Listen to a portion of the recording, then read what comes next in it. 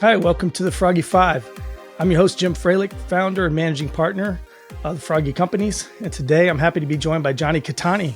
I want to shift gears with you real quick and ask you about a deal either that you want to personally share that you've been in or one that you've been familiar with or around that serves as a warning or I would just say a hard lesson learned in this business for you that you want to share. Yeah, I mean, I have it. So, and if you're in this industry long enough, do enough deals, you're going to get one, right? And I would be concerned for those out there doing their due diligence. I would be concerned if you come across a group or a person who's trying to raise money from you and they haven't had this. So that's in itself a warning. But mine was actually the very first deal I ever tried to do, a commercial deal I ever tried to do.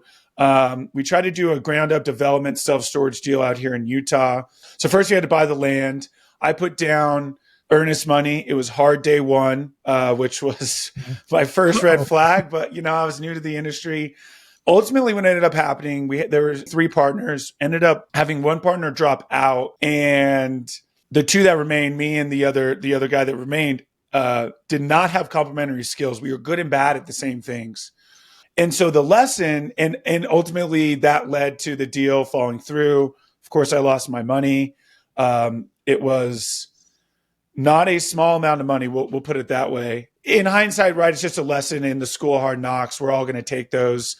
You write it off and you move on. But the real lesson here is it is so important in partnerships, right? Whether it be business, personal, whatever it is, to have complementary skills, right? You can't, especially in business, be good and bad at the same things because then the bad things will never get done, right? You need someone who can complement your skills, right? For me, although I have been in finance, I'm a good underwriter, but I'm not a great underwriter. That wasn't my thing. My thing was more the equity capital side, right? Mm-hmm.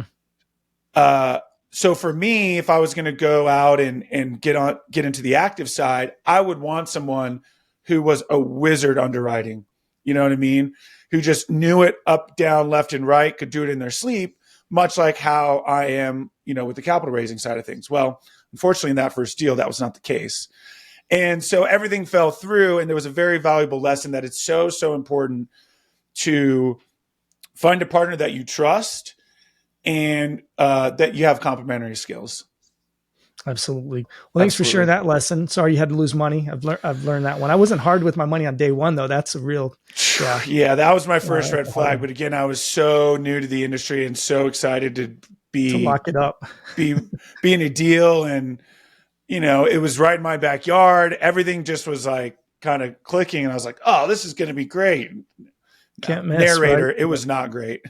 Hey, thanks for having me on. If anybody else wants to find out more about what we're doing, please come to froggycompanies.com. Check out our 3 different business areas. We also have the Froggy Fund 1 that's now open for up to $18 million. We're going to be investing that $18 million across a diverse number of assets, cash flowing and ground up. And I'm really excited about this fund and really confident that we can outperform most of the other people out there in terms of what we invest in and how we do our due diligence and the type of partners we put together. So it's great talking to you, and see you next time.